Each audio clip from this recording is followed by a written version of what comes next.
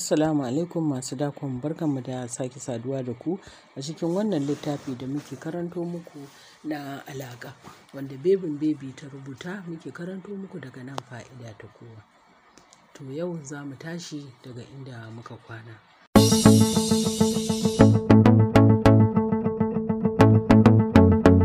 Bayan kwana biyu da tafiyar su Yaya Ahmad, abin ya yi ta damunta. Dama ta ɗauki lamba a wayar shi, ta kuma kira da layinta, amma ba a ɗauka ba. Haka ne ya sa take ta sake-saken yadda za ta yi. Saukowa ta yi daga sama, ta sami su Mimi suna zaune a falo suna hira. Sannu da fitowa suka yi mata kafin ta samu waje ta zauna. Ganin kamar hankalinta baya kansu ne ya sa Nana dawowa kusa da ita.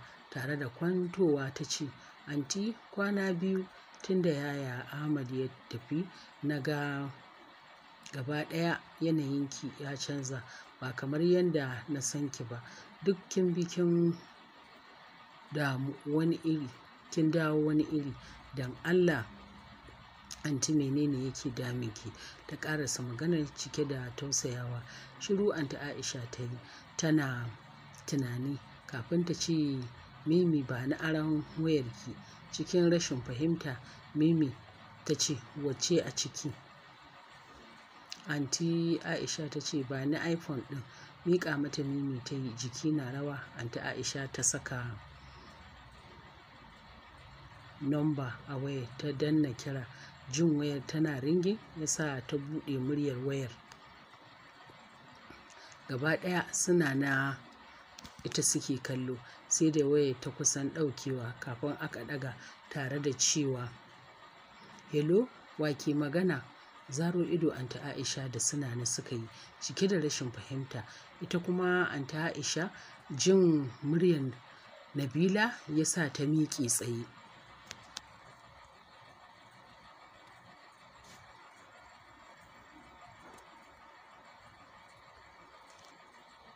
Nabila ta sake cewa, "Wane irin iskanci ne wannan? Wane irin wulaƙanci ne kuma an kira mutum kuma an yi shiru? Idan wanda ya kira ɗin bai da abin cewa, zan kashe wayata." Mimi ta buɗe baki da zummar kunduma mata zagi. Anti Aisha ta ɗaga mata hannu tare da katse kiran. Miƙewa suka yi gaba ɗaya suna kallon Anti Aisha domin abin ya ba su mamaki, suna buƙatar ƙarin bayani. Nana ta ce, "Anti, me yake faruwa ne tsakaninki da Nabila? Mun kasa fahimtar komai. Don Allah ki daure ki mana bayani yanda za mu fahimta." Mimi da Amira ma suka ɗaura, amma maimakon ta ba su amsa, sai ta yi wani irin murmushi mai ciwo tare da zama daɓar a kan kujera tana kaɗa ƙafa. Ikon Allah, cewan Nana. Tsugunawa Nana ta yi, ta kamo hannayen Anti Aisha gaba ɗaya ta riƙe, sannan ta ce, "Anti, don Allah na roƙe ki yi mana bayani abin da yake faruwa." Nana ta ƙarasa maganar, hankali duk a tashe. Anti Aisha ta ce, "Wai Nabila ke son Yaya Ahmad." Ta ƙarasa maganar tana dukan ƙasan kafet. Zumbur Nana ta miƙe daga tsugunan da take, tana dafe ƙirji. Mimi kuwa cewa ta yi, "Kuturun uba, wallahi ubanta ma ya yi kaɗan, ba ma ita ba." Gaba ɗaya Mimi ta birkice musu, sai zage-zage take da ƙara nuna tsananin tsanar Nabila da familinsu gaba ɗaya. Anti Aisha ta ce, "Kwantar da hankalinki Mimi, wannan karan ni suka taɓo, wallahi sai na yi maganinsu. Kut! Wannan yarinya ce take tunanin haɗa miji da ni? Kut! Lalle kam bata san wace ce Aisha ba, saboda tsabar daƙiƙanci. Ina ce Safwan ne ya nuna yana ƙaunar Nana, amma hajiyarsu ta yi kutun-kutun ta hana auren. Ko da dama nema, ko da maza sun ƙare a duniya, ba zan taɓa barin Nana ta auri mutum irin Safwan ba. A gaban ido na hajiyarsu take bin Nana da mugun kallo cike da tsana.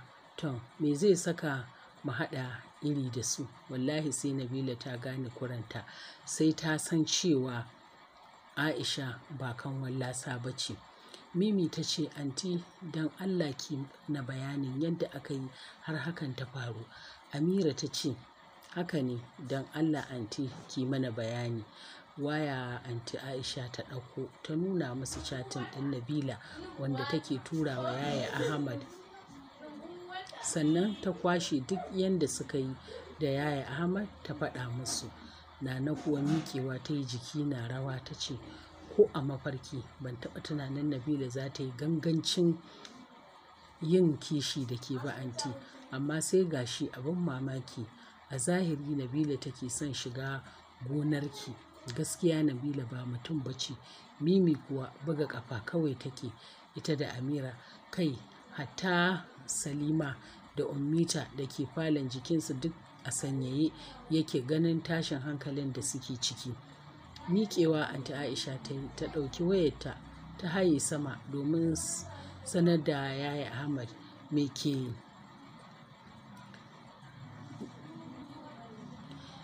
miƙewa Nana ta yi, ta bi ta bayanta. Mimi ta kalli Salma ta ce, Salima ɗauko min mayafina ki haɗo hadda na Amira. Da sauri Salima ta miƙe tare da hayewa sama. Amira ta ce, me kike shirin yi ne? Mimi shiru Mimi ta yi tana kaɗa ƙafa. Salima ta sako ta miƙo musu mayafin. Mimi ta ja hannun Amira za su fita. Salima da Ummita suka ce, anti Mimi don Allah za mu bi ku. Mimi ta dafa kan Ummita ta ce, ku yi haƙuri, yanzu za mu dawo, ku zauna ku yi kallo, ki kula da Ummita. Kin ji Salima? Salima ta ce, to sai kun dawo. Mimi ta ja hannun Amira tana cewa, mu yi maza kada anti su fito ta rusa mana plan ɗinmu. Suna fita harabar gidan suka tarar da Husaini yana zaune a saman mota yana waya da Hassan. Da sauri Mimi ta ƙara tana cewa, bro akwai matsala babba. Jin abin da ta ce ya sa ya yi sallama da Hassan ya duro daga saman motar yana cewa, matsala wace iri Mimi? Cikin ƙosawa Mimi ta ce, ta da mota please, zan yi maka bayani akan hanya. Hassan ya ce, ina muka nufa? Mimi ta ce, hotel mafi kusa. Zaro ido Amira da Hassan suka yi suna kallonta. Mimi ta ce, ba mu da isasshen lokaci please. Ta damuje kada anti ta fito tana iya datse mana shirinmu. Da sauri Hassan ya ce, ku shiga mu je. Buɗe gaban motar ta yi ta tashi kafin Amira ta shiga gidan baya. Suka bar gidan. Akan hanyar su Mimi ta kwashe komai ta gaya mashi. Ran shi kuwa ya yi masifar ɓaci domin yana da labarin fitsarar da Nabila ta yi wa Hajja babba. Haka ne ya sa ya amince da abin da ke son su yi. Mimi kuwa waya ta ɗauko ta turawa Nabila message kamar haka. Asalam masoyina, ya kike? Da fatan kina cikin ƙoshin lafiya. Amma da farko ina mai baki haƙuri. Ɗazu na kira ki domin in ji muryarki, sai dai kuma zaƙin muryar taki ce ta ɗumauta ni da har na kasa furta miki komai. Tana gama rubuta ta tura mata. Murmushi Mimi ta yi mai sauti daidai kuma da ƙarasowarsu harabar hotel ɗin. Suna shiga Hassan ya kama musu ɗaki. Suka shige ɗaki ciki. Text message ne ya shigo wayar. Da hanzari Mimi ta buɗe. Saƙo ne kamar haka. Wassalam, wai kana nufin dama kai ne kake kira na? Gaskiya na kasa yadda mafarki nake ko gaskiya. Amma kuma abin da ya bani mamaki, ai na ga baka ƙasar. Yaushe ka dawo? Murmushi Mimi ta yi ta ce, ashe ma kin san bana ƙasar? Kai gaskiya soyayyar da kike mu mai girma ce, amma ki sani tun da na je London tunaninki ya hana ni sukuni. Haka ne ya sa washe gari na biyo jirgi na dawo Kano domin in ganki ke ma ki ganni. Na gaji da ƙumbiya da muke yi. Ki bari ma ki ji ko matata bata san na dawo Najeriya ba, domin wannan dawowar taki ce ba tata ba. Don haka yanzu ina hotel room 006, ki zo ki same ni domin na ƙagu muna magana. Na manta ban gaya miki sunan hotel ɗin ba ma. Ina TJ Hotel.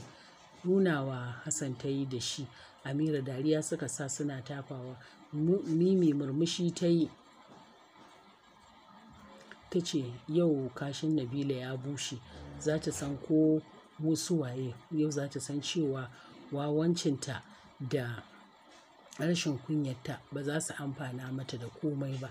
Sannan za ta san cewa mu ɗin ba kanwar lasa ba ne.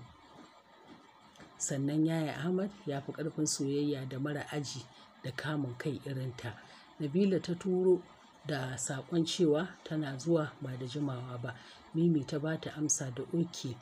Kiran wayar Anty Aisha ne ya dinga shigowa wayoyinsu, amma suka ƙi ɗagawa domin Mimi ta ce wannan aikin nasu ne tukun. Hassan kuwa saboda sanin masifar Anty Aisha ya sa ya kashe wayar gaba ɗaya. Amira ma kashewa ta yi.